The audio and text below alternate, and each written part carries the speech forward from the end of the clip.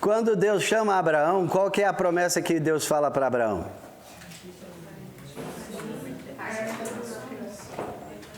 Capítulo 12, né, de Gênesis. Ele fala, em ti serão benditas todas as famílias da terra. A diferença em Israel e os outros povos é simplesmente pelo fato de que Deus tinha que escolher um povo, quer dizer, formar um povo, não é escolher, formar um povo que tivesse a cultura do reino de Deus, a revelação do reino de Deus. Porque, do contrário, Jesus não poderia se manifestar nesse mundo. Seria uma aberração tão grande, que ele nem seria aceito. Não seria entendido. Então, Deus tinha que formar um povo com a cultura, os valores do reino de Deus, onde uma plataforma cultural pudesse ser formada e Jesus se manifestar ali, dentro dessa cultura. Mas o objetivo de Deus através do povo de Israel era que o povo de Israel abençoasse todas as nações ao seu redor. O que, mesmo eles não querendo muito bem, acabaram fazendo. Porque a lei, a revelação, a influência que o povo de Israel teve sobre as nações ao seu redor, até hoje, é inquestionável. Não tem jeito de cancelar, né? E da mesma forma, Jesus, ele veio para a salvação do mundo. Não era dos judeus, do mundo. Apesar de que eles eram tão centrados em si próprio que eles descartavam qualquer um que não fosse judeu, né? Então, se você quisesse alguma coisa com o Deus de Israel, teria que se naturalizar, né, judeu, ou o proselitismo, né? Quer dizer, abdicar-se da sua própria cultura e se tornar um judeu. Era a única maneira de ser salvo.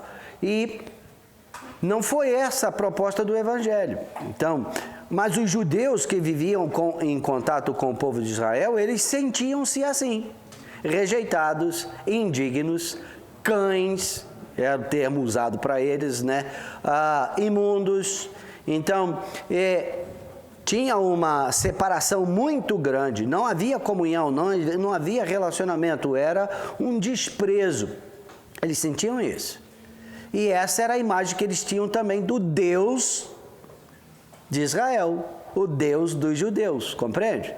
Quando o Evangelho começou a ser pregado para todos que estavam ali naquela região, e eles começaram a aceitar a Jesus, né? Então houve uma mudança muito grande nesse conceito a respeito de quem eram os gentios. Eles eram amados por Deus também, inseridos no mesmo contexto de salvação. Porque para Deus não há nem judeu, nem grego, nem homem, nem mulher, nem escravo, nem livre. Todos estão no mesmo plano. Meu filho, minha filha, criados ou predestinados desde a fundação do mundo para filhos, para serem adotados na família dele. Entende? Isso gerou um ciúme muito grande no povo de Israel, até aqueles que eram cristãos. E o que eles fizeram?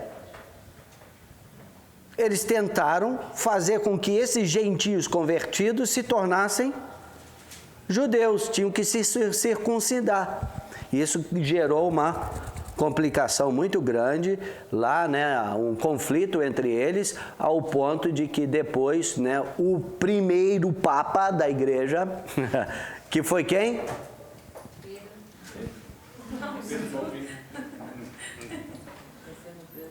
Viu? Isso é resquício da igreja católica. Eles acham que o primeiro papa foi Pedro. Não é, foi Tiago. Tiago, o meio-irmão de Jesus. Não era nem o discípulo Tiago, né? O meio-irmão de Jesus, que converteu-se, reconheceu que Jesus era o Messias depois da ressurreição dele. Então, o livro de Tiago na Bíblia e o livro de Judas na Bíblia foram escritos não pelos discípulos, mas pelos meio-irmãos que Jesus tinha, ou seja, filho de Maria com José. Então, o Tiago é que assumiu esta função de primeiro líder, ou seja, aquele que tinha a última palavra do conselho. O conselho era o conselho dos apóstolos, mas quando tinha que alguém dar uma última palavra, essa palavra caía para Tiago, né? Então, até que nesse conflito, falou, gente, não vamos tentar colocar sobre os gentios uma carga que nem nós, nem nossos pais puderam suportar. Mas pelo menos vamos colocar uma regra básica que pelo menos possa possibilitar a comunhão, o comer juntos entre eles e nós, que era não comer sangue, né? As relações sexuais ilícitas, a imoralidade, estava fora do esquema, né? E acho que carne consagrada, o alimento consagrado a ídolo, alguma coisa assim, tá? Depois você pode olhar isso lá em Atos. É interessante como que no mundo espiritual a intercessão tem um poder tão grande, né?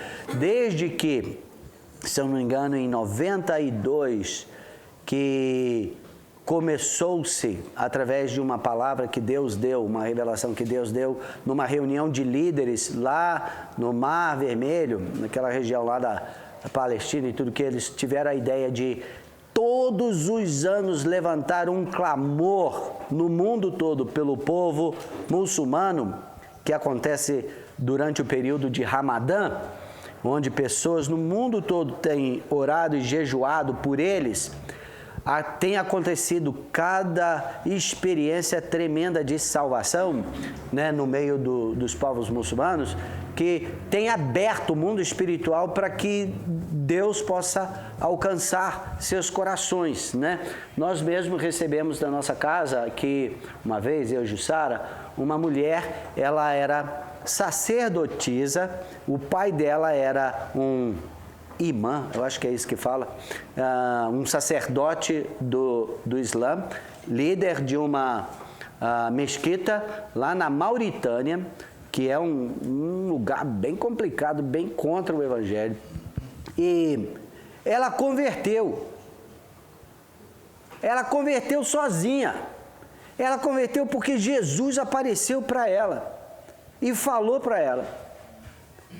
E por causa disso, ela foi banida do clã, né? O pai, o marido, tudo. Só não mataram a ela porque eles eram uma família de muita influência e seria um escândalo muito grande eliminar alguém porque passou para outra religião, né? Então eles camuflaram a situação, mas Jesus estava falando com ela, se revelando a ela o tempo todo, e ela nunca tinha lido a Bíblia, não conhecia a Bíblia, não tinha a Bíblia, e ela começou a buscar outros cristãos que eram pouquíssimos, mas ela conseguiu alguns, e eles não acreditavam que ela tinha convertido, que ela tinha conhecido Jesus, porque afinal de contas a família dela era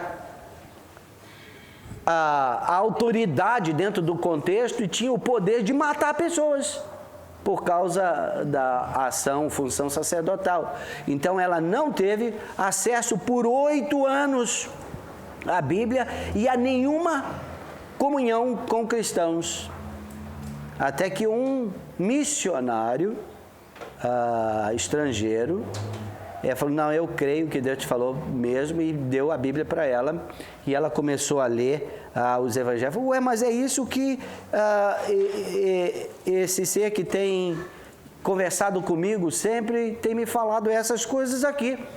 O próprio Jesus estava se revelando para ela, né? Então, Deus sempre esteve interessado em todos os povos da terra, por isso que nós precisamos romper com as barreiras e ir até esses povos para uma revelação pessoal, que eles possam ter pessoalmente, através da nossa vida, sobre quem Deus é.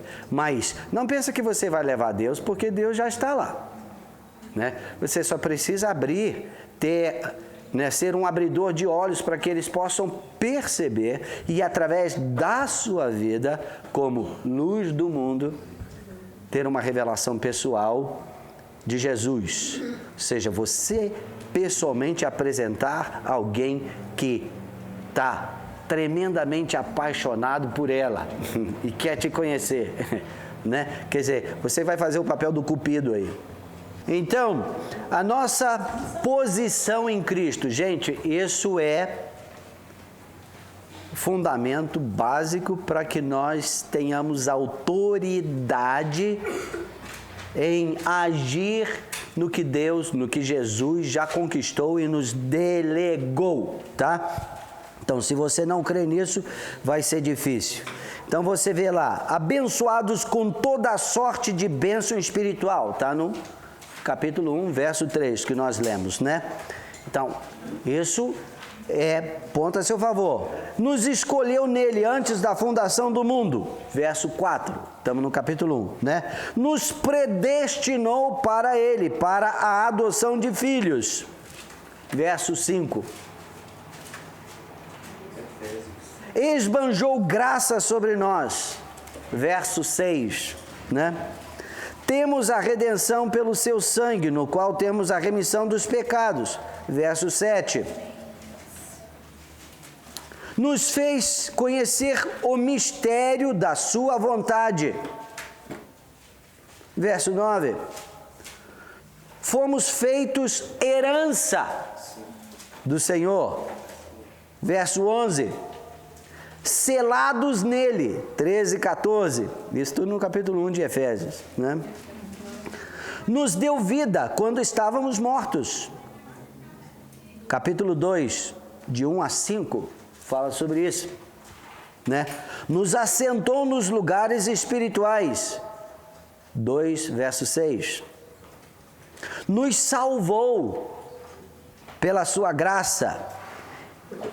Em outras palavras, não dependendo em nada de nosso trabalho. Você não precisa fazer nada nesse contexto de conquistar a salvação. Já foi feito.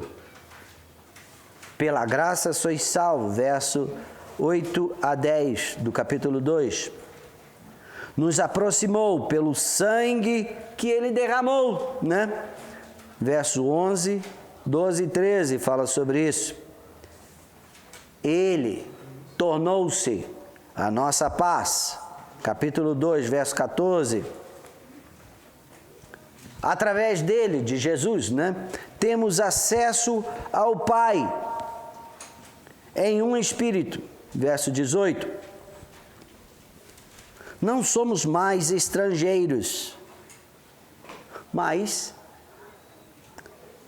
concidadãos dos santos, membros da família de Deus, verso 19, isso lá no capítulo 2, né? Então, quando nós somos firmados nessa verdade, nós estamos aptos para colocar em prática. Não é que você passa a ter, não, você passa a ter a coragem de usar a autoridade que te foi outorgada. Discernimento vem sobre isso. Quem você é? Lembra da tentação de Jesus? Alguém já meditou sobre capítulo 4, Mateus, né, a tentação de Jesus? O que o diabo tentou fazer com Jesus?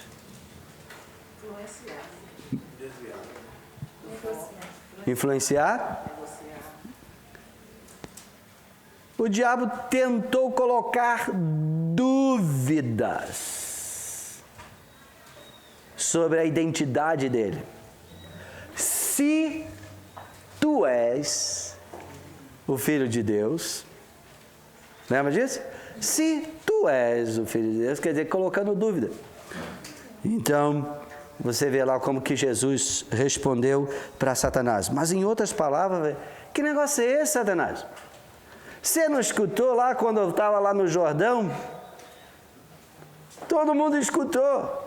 O meu pai gritou lá de cima dizendo: este é o meu filho amado, no qual tenho prazer. Você não escutou, não? Que negócio é esse? Se tu és o Filho de Deus.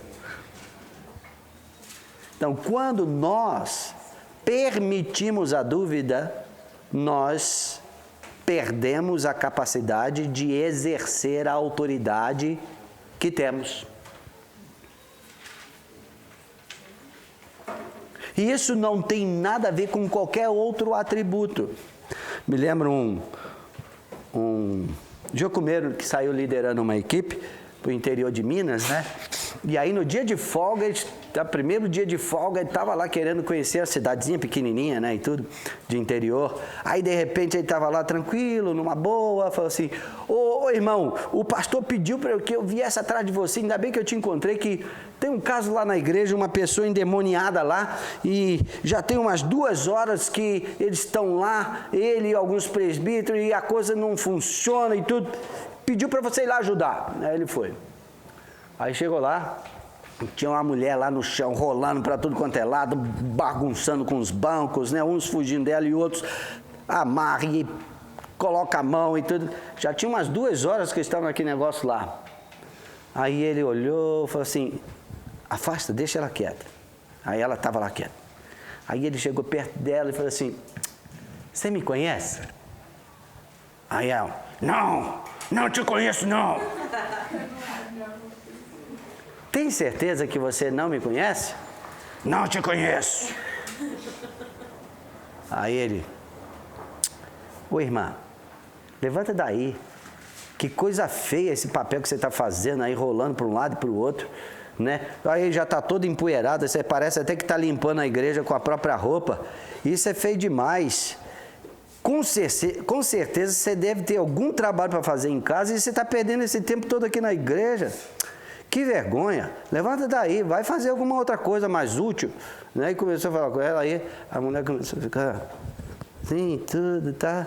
Daqui a pouco levantou, sacudiu a poeira e foi embora. Aí o pastor olhou para ele e os outros falaram assim: como é que você descobriu que não era demônio assim tão rápido? Aí eu perguntei se me conhece.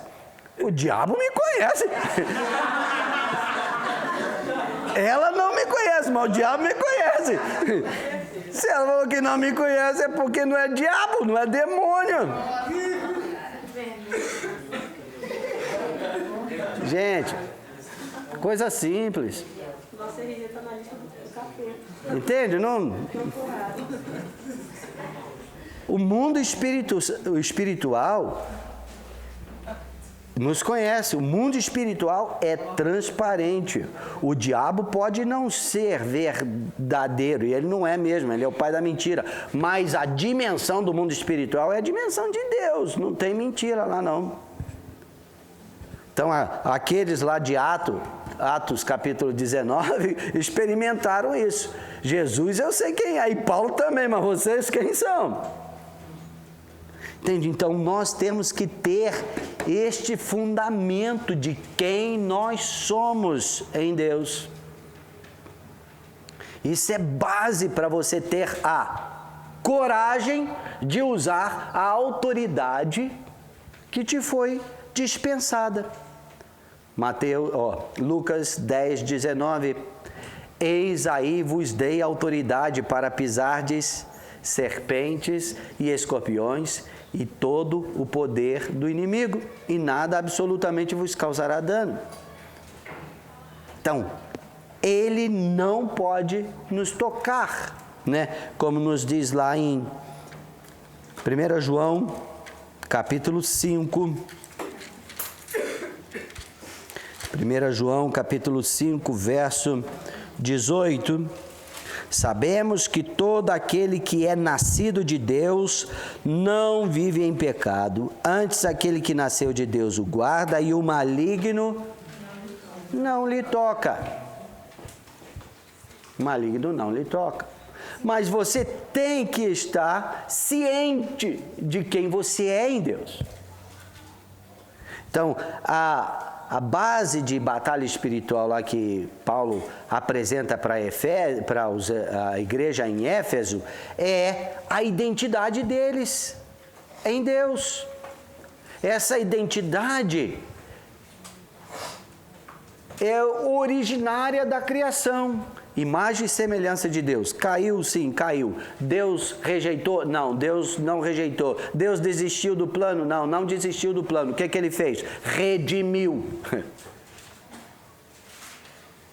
Agora, o preço foi pago, o trabalho foi feito, tudo que a lei exigia em termos de satisfação, de justiça, foi feito, foi satisfeito. Jesus tomou sobre si os nossos pecados, ele arcou com todo o peso e nos deixou livre.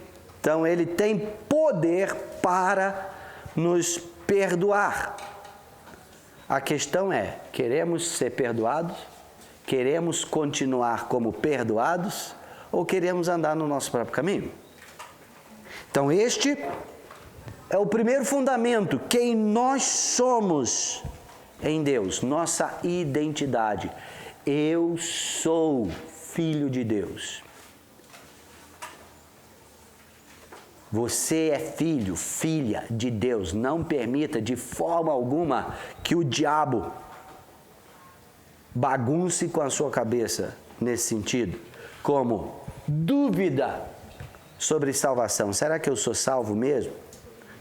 Isso é uma arma poderosa que o diabo muitas vezes estabelece na mente de alguém sobre salvação. Será que eu sou salvo mesmo? Aí a pessoa, através de dúvida, começa a fazer sacrifícios. Começa a inventar coisa. Ocupar o seu tempo com o objetivo de, primeiro, atrair o merecimento para a salvação. Mas pela graça sois salvos. E isso não vem de vós, é dom de Deus, não de obras para que ninguém se glorie. Somos feitura dele, criados em Cristo Jesus para boas obras. Isso deve ser natural. É fruto de amor. É uma extensão de amor. Então não tem nada que você possa fazer para chamar a atenção de Deus nesse contexto. A única coisa que pode fazer diferença entre um filho amado e outro filho amado por Deus é o quanto que um se dedica a agradar ao Pai e o quanto que o outro não se dedica. Da mesma forma, um pai, uma mãe que tem 10 filhos, ele ama a todos? Igual? Ama. O amor é igual. O sacrifício é para todos. Mas, dentre estes 10, tem uns lá que estão sempre se rebelando, sempre andando na tábua da beirada, sempre sendo uma preocupação terrível. E tem outros que estão lá sempre procurando servir, aí de repente chega assim, mãe, trouxe uma flor para você e tudo. É obrigado a trazer flor para a mãe? Nem no dia das mães, gente, não é. Mas essas coisinhas faz com que afinidades sejam criados no relacionamento, então o gostar começa a ser diferente, gosta mais de um do que de outro, ou seja, tem mais afinidade com um do que com o outro, mas amar não, é a mesma coisa. Então, uma pessoa que age assim com Deus, claro, Deus vai fazer diferença. Da mesma forma, você tem aqui na Jocum ou na ETED aqui uma porção de pessoas. Mas você não chama todas essas pessoas para ir, se você tem oportunidade de ir no shopping, assistir um cinema, né? Ou tomar um sorvete. Você não chama todos. O que você vai fazer? Selecionar. Correto? Quem que você vai selecionar? Aqueles com quem você tem mais afinidade. Então, não significa que você ama mais, significa que você tem mais afinidade. Então, esse tipo de situação é diferente entre Deus e nós. Assim, dos filhos. Alguns chamam mais atenção do coração de Deus, igual os 12 discípulos. Deus amava todos, Jesus amava todos de forma igual? Sim. Mas tinha 3 lá que era especial. Onde Jesus estava assim nas coisas mais assim diferentes, eles estavam lá também. Jesus chamava eles. Desses 3, tinha um. João. Era diferente. Os outros percebiam isso também.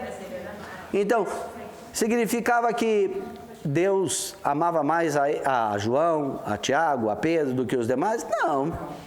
Mas tinham mais relacionamento desenvolvido, tá? E isso faz diferença. Porém, a verdade que nós precisamos ter no nosso coração é isso aqui. Está escrito nesses textos, em vários outros lugares, mas Paulo aqui, ele parece que ele compila, né? E coloca tudo assim, quase que repetido nesse processo. Este é o principal fundamento para o exercício da autoridade espiritual em batalha espiritual. Quem nós somos em Deus. Isso não tem nada a ver com qualquer mérito. Tem a ver com Jesus, o que Ele já fez. Então, este é o nosso principal fundamento para o exercício de autoridade espiritual. O outro que faz parte desse fundamento também é nossa responsabilidade como filhos de Deus, de andar e agir de acordo com a vontade de Deus revelada em Sua palavra. Você vai ver isso principalmente compilado a partir do capítulo 4. Efésios, o livro de Efésios todo é livro de batalha espiritual, né? A partir do capítulo 4 até o capítulo 4, né, 1, 2 e 3, tem uma focalização principalmente na área da nossa identidade. Agora, a partir do capítulo 4, tem uma focalização como nós devemos agir por causa daquilo que somos. Rogo-vos, pois eu, o prisioneiro no Senhor, que andeis de modo digno da vocação a que fosteis chamados, com toda humildade e mansidão, com longanimidade, suportando-vos uns aos outros em amor, esforçando-vos diligentemente por preservar a unidade do Espírito no vínculo da paz. Há somente um corpo e um Espírito, como também fostes chamados numa só esperança da vossa vocação. Há um só Senhor, uma só fé, um só batismo, um só Deus e Pai de todos, o qual é sobre todos, age por meio de todos e está em todos. Então, qual é a vocação do nosso chamado? É andar em conformidade com o próprio Espírito de Cristo. Do capítulo 4, seguindo, é nossa responsabilidade de viver de acordo com o que somos, o que nós representamos, né? Já viu aquelas pessoas que falam, você é filho de fulano? Puxa, não parece não, né? Quer dizer, fulano não faz isso que você está fazendo não, tem certeza? Né? Quer dizer, nossa responsabilidade de viver, nossa vocação, né? Então aí fala sobre o santo ministério, o serviço dos santos, e a graça foi concedida a cada um de nós segundo a proporção do dom de Cristo. Por isso diz quem, Quando ele subiu às alturas, levou o cativo o cativeiro e concedeu dons aos homens. Então, nós vemos aqui o corpo, né? Ele fala sobre o corpo, a variedade de dons, somos membros uns dos outros. Isso tem por objetivo servir, representar quem Deus é. A partir do verso 17, quer dizer, eu estou aqui tentando pular algumas coisas, mas tudo isso é relevante, né? O verso 15 diz, mas seguindo a verdade. Quem é a verdade? Jesus. Mas seguindo a verdade em amor, cresçamos em tudo naquele que é a cabeça, Cristo, de quem todo o corpo, bem ajustado e consolidado, pelo auxílio de toda a junta, segundo a justa cooperação de cada parte, efetua o seu próprio aumento para a edificação de si mesmo em amor. Então você continua aqui, você vê a revelação do efeito daquilo que Jesus fez na vida daqueles que o aceitam. Dá uma puladinha aqui, depois você pode analisar versículo por versículo, e vamos para uma coisa bem mais específica, direto, né? Verso 25. Diz lá, por isso, deixando a mentira, fale cada um a verdade com o seu próximo, porque somos membros uns dos outros. Mentira não faz parte da natureza divina. Não faz parte da sua identidade. Então, mentira é zero. Não tem tolerância para isso. Irai-vos e não pequeis. Ou seja, a ira é uma emoção, é um sentimento. Então, você não tem exatamente controle sobre essa questão de não se irar. A ira é provocada por injustiça. O próprio Deus, a Bíblia diz que Ele é um Deus que se ira todos os dias pela injustiça, pela maldade que é cometida neste mundo. Então, Ele também tem emoções, mas não significa que na ira nós temos que agir, né, precipitadamente. Irai-vos e não pequeis, não se ponha o sol sobre a vossa ira, nem deis lugar ao diabo. Aquele que furtava, não furte mais. Antes, trabalhe, fazendo com as próprias mãos o que é bom, para que tenha com que acudir ao necessitado. Então, trabalho é de Deus. Tá? Alguns tentam inverter aquele mandamento, né, que fala, 6 dias trabalharás e ao 7º descansarás. Eles tentam inverter isso. Não funciona. Tá? Então, 6 dias trabalharás. Então, é de Deus o trabalho. Por incrível que pareça. Não saia da vossa boca nenhuma palavra torpe, e sim unicamente o que for boa para edificação conforme a necessidade, e assim transmita a graça aos que ouvem. Gente, essa questão daquilo que sai da nossa boca tem uma importância muito grande na nossa vida, especialmente no seguir, no prosseguir conhecendo a Deus. Eu fui criado num ambiente de boca suja. Meus amigos, tudo era complicado. E foi um hábito terrível que eu desenvolvi na minha vida, que foi difícil de tirar depois. Eu fiz uma meditação no livro de Provérbios e eu anotei 118 versos que falam diretamente sobre o uso da língua. 118 versos só no livro de Provérbios que fala sobre o uso da língua. um tema que é tão repetido num livro, só pode significar grande importância, né? Não saia da vossa boca nenhuma palavra torpe, e sim unicamente o que for boa para edificação conforme a necessidade, e assim transmita graça àqueles que ouvem. E não entristeçais o Espírito de Deus, no qual fostes selado para o dia da redenção. Agora veja que entristecer o Espírito Santo tem a ver com aquilo que sai da nossa boca. Longe de vós toda amargura e cólera e ira e gritaria e blasfêmia, e bem assim toda malícia.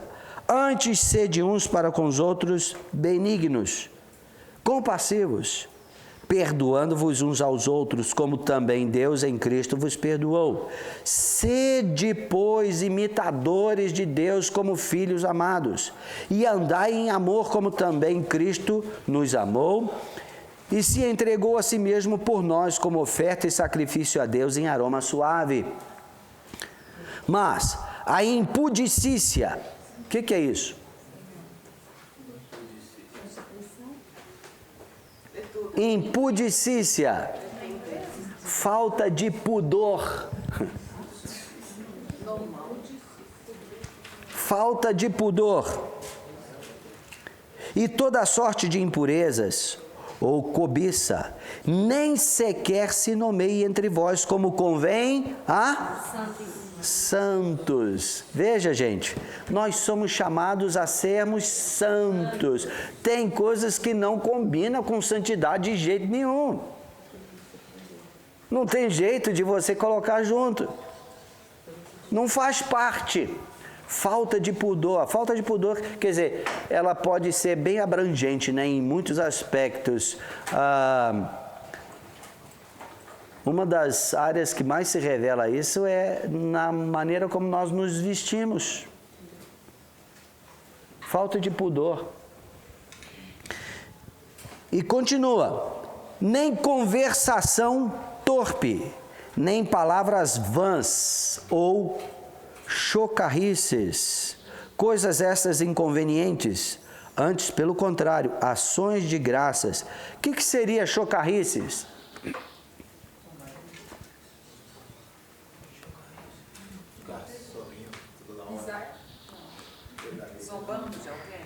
É uma atitude de zombaria que geralmente contra alguém, ou sobre alguém, que você, em tom de brincadeira, de risos, você denigre a imagem ou alguma particularidade daquela pessoa, levando todo mundo a zombar ou a rir dela. Isso é chocarrice. É bullying, né? Isso pode detonar com uma pessoa. Mas e quando a pessoa aceita? Então ela se torna também um praticante de chocarrice, né? E ela se torna também uma pessoa praticante de chocarrice. Então, isso denigre a imagem, a autoimagem, a identidade. E a nossa identidade é centrada em Deus. Mas, como diz aqui, ó, nem conversação torpe, nem palavras vãs ou chocarrices, coisas essas inconvenientes, pelo contrário, ações de graça. Sabei, pois, isto: nenhum incontinente, ou impuro, ou avarento, que é idólatra, tem herança no reino de Cristo e de Deus. Ninguém vos engane com palavras vãs, porque por essas coisas vem a ira de Deus sobre os filhos da desobediência. Porém, não sejais participantes com eles, pois outrora, ou seja, antes, erais trevas, porém agora sois luz no Senhor. Andai como filhos da luz, porque o fruto da luz consiste em toda bondade e justiça e verdade. provando sempre o que é agradável ao Senhor. E não sejais cúmplices nas obras infrutíferas das trevas, antes, porém, reprovai-as, porque o que eles fazem em oculto, o só referir é vergonha. Mas todas as coisas, quando reprovadas pela luz, se tornam manifestas, porque tudo que se manifesta é luz. Pelo que diz, desperta, ó tu que dormes, levanta-te de entre os mortos, e Cristo te iluminará. Portanto, vede prudentemente como andais, não como nécios, e sim como sábios, remindo o tempo, porque os dias são maus. Por essa razão, não vos torneis insensatos, mas procurai compreender qual a vontade do Senhor. E não vos embriagueis com vinho, no qual há dissolução, mas enchei-vos do Espírito. Como? Falando entre vós com salmos, entoando e louvando de coração ao Senhor, com hinos e cânticos espirituais, dando sempre graças por tudo a nosso Deus e Pai, em nome de nosso Senhor Jesus Cristo, sujeitando-vos uns aos outros no temor de Cristo.